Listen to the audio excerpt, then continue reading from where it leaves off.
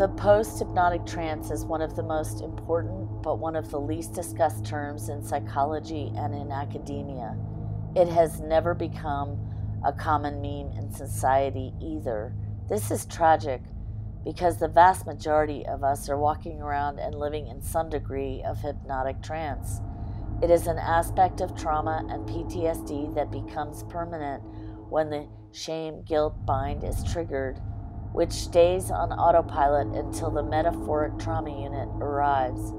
As described in the previous video, while the parasympathetic mode is occurring and in autopilot, perspective and response of the individual to the environment is now distorted and remains distorted due to both the wound and then the autopilot mode itself.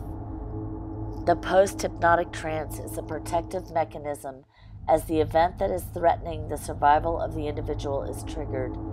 There are two phases to the traumatic response. First, as we know, is the fight or flight mechanism. Second, and importantly, is what we call immobility. The vagal nerve system is the nerve bundle in the body governing instinctual survival and runs from the brain down to the organs, which are the heart and the lungs, and throughout the abdomen down into which is the gastrointestinal tract. When threat happens, the vagal nerve triggers the organism to have the biological and physiological preparation for first the fight or flight to live, and second for literal death. The blood is rushed to the extremities, the heart rate has risen to achieve this, and to prepare for fight or flight, blood pressure increases greatly while specific hormones and chemicals are immediately released from the brain to aid in all three modes: fight, flight, and if they fail, immobility. The hormones and chemicals that are released affect and protect the emotional experience occurring while in fight or flight. At the same time, it is scientifically known that the chemicals released induce a paralysis in the body once the brain perceives that fight or flight can no longer save the organism. Once the person is overwhelmed by the aggressor and its threat, the chemicals and hormones released actually numb the organism physically and can be so potent as to produce paralysis, dissociation, and fainting. Despite the physical and emotional numbing, certain sensory parts of the brain are having a heightened recording of the event happening, which are predominantly the visual and audio. On this level, the event is being stored with complete precision in the memory of the brain. That is all that does record with precision, though. That is why, after the event and in a state of post-trauma autopilot, the individual can be triggered by these sense memories into full-blown symptoms of re-experiencing parasympathetic responses. These include terror, rage, and grief emotionally. The physiological symptoms triggering fight and flight are experienced as anxiety or panic. In immobility, the symptoms are experienced as numbing and paralysis. Dissociation and fragmentation can cross-section all three triggers. Smell is another sense that can trigger. If fight or flight have failed to escape the threat, immobility occurs. While one part of the brain is hyper-recording the visual, audio, and olfactory of the surroundings, the brain is signaling the rest of the mind and body into numbing and paralysis. If the event is overwhelming enough and perceived as imminent death, the individual can lose consciousness altogether by fainting into complete collapse. But even when the event is horrific violation but not threat of death, collapse into paralysis at some level still occurs when fight and flight have failed. Either way, once the event is over and past, the neurological signaling responses have been turned on and do not turn off, leaving the organism in a semi-permanent state of emotional and physiological paralysis. This state of unconscious autopilot paralysis is known as trance. That trance becomes post-hypnotic trance when no resolution has happened for the individual to release this parasympathetic response. No therapy has occurred, no trauma unit called. In my view, this is a process of trauma that is not discussed enough or at all in the therapeutic conversation. I agree that there is an effort to relieve symptoms in PTSD treatment, but what is being missed is the view that as a collective, we are all in some degree of post-hypnotic trance. Speaking in general terms, this is the way I have come to describe the post-hypnotic trance. The traumatic events of the past, whether long-term or punctuated or both together fused in experience, are remembered in the person on a flattened, one-dimensional reality with no living color. It's like looking back at decades of childhood and young life, or into midlife, as though seeing images of that life as black and white flattened photos. What is really happening is that the vast material of the trauma, especially if it is ongoing, is stored and recorded below the conscious level, and not just repressed but compressed. One is unaware that this is occurring and feels his or her perception and responses in life are just as normal as anyone else's. The perception of and responses to experience, however, are not normal. They are greatly impaired, as one is perceiving and responding to experience from an unconscious trigger of threat, hostility, and violence. Life is seen from this lens, like it or not, consciously or unconsciously, mostly the latter, and this lens has numbed the living color to ensure psychological survival into 50 shades of gray. Again, this is a defense mechanism that protects the individual while the trauma, either a one-time event or ongoing events, are occurring.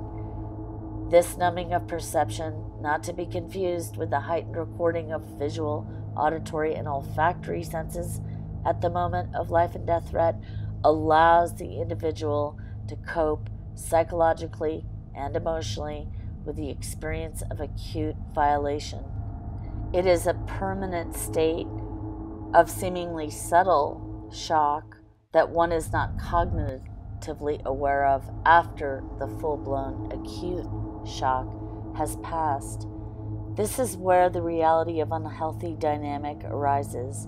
Unhealthy relationships are defined by negative growth, prohibitive dynamics, which repeat and repeat, no matter how much the individual or those in relationship complain.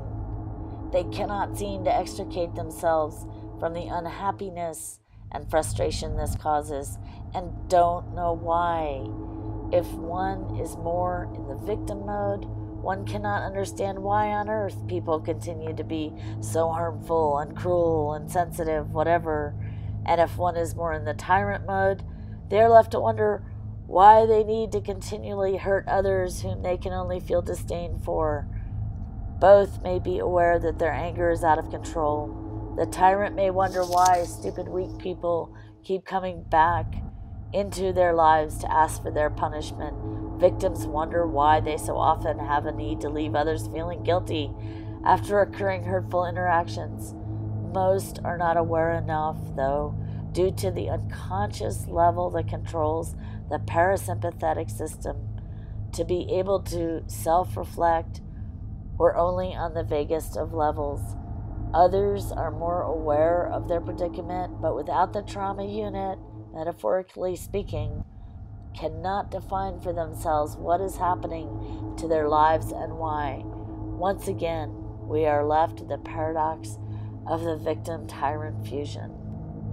As long as one is perceiving the past as though it were a one-dimensional black and white photo, they are in the post-hypnotic trance, which then distorts the present.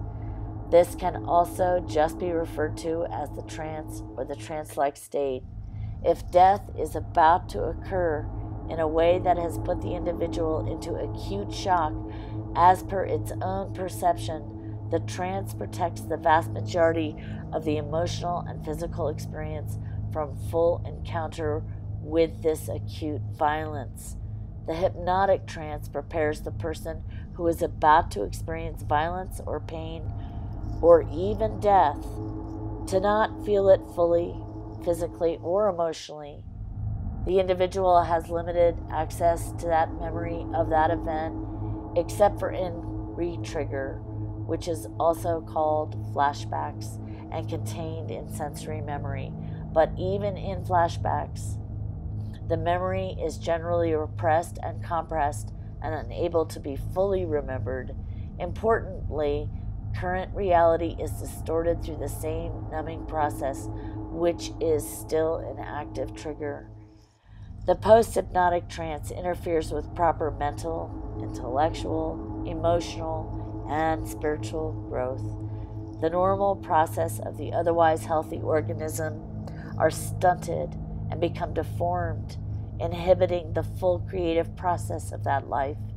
Creativity comes from healthy mind and body connection that has not been triggered into emergency survival mode. Creativity is hindered or impossible if one is operating from the vagal nerve messaging, having been turned on and triggered into numbness or paralysis, but not released or resolved. Resolution will be discussed later. Also important to note that while in a state of post-hypnotic trance arises another phenomenon referred to as suggestibility. In a state of suggestibility, the mental and cognitive functions of the individual are inhibited regarding the integrity of the ego structure known as boundaries.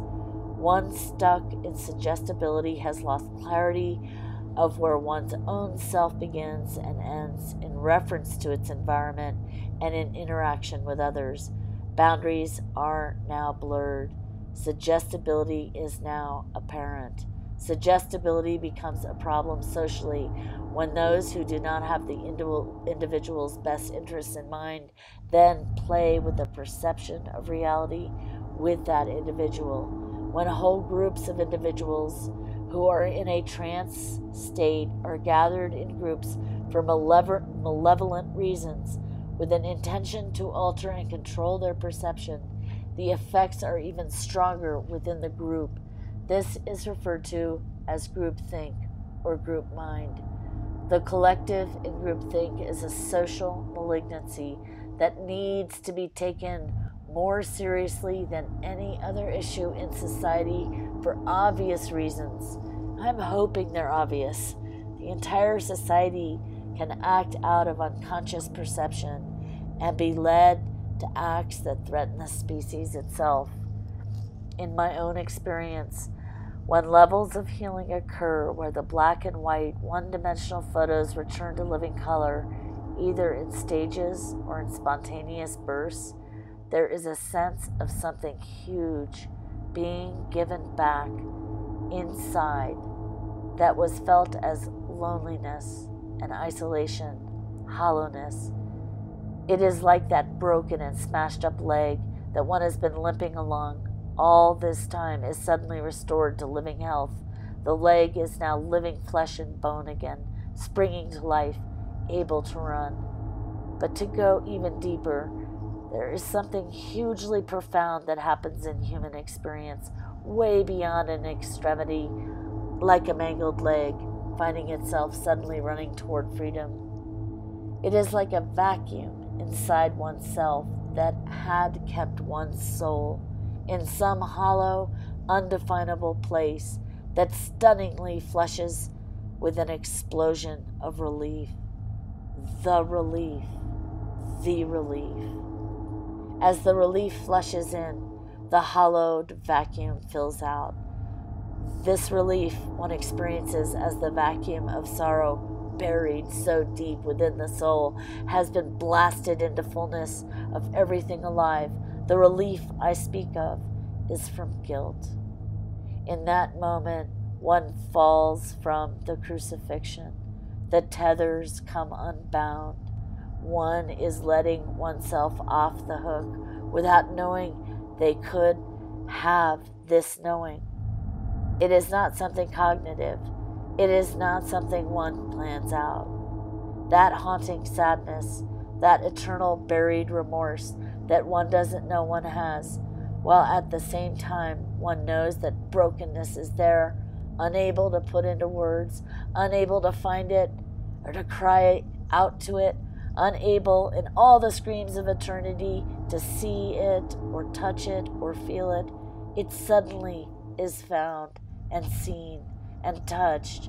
It is contacted as it was where it could never be found. This is the moment you fall to your knees. This is the moment you have found yourself. The self you know that was lost to the self that could never be found. Those black and white photos of empty hallways and shallow stairs become in one spontaneous moment the relief into innocence, a restoration of living color as guilt held to crucify the self vanishes when the self finally comes home. No self is alive in the black and white photo where all that dwells are only shadows and ghosts of that which never was.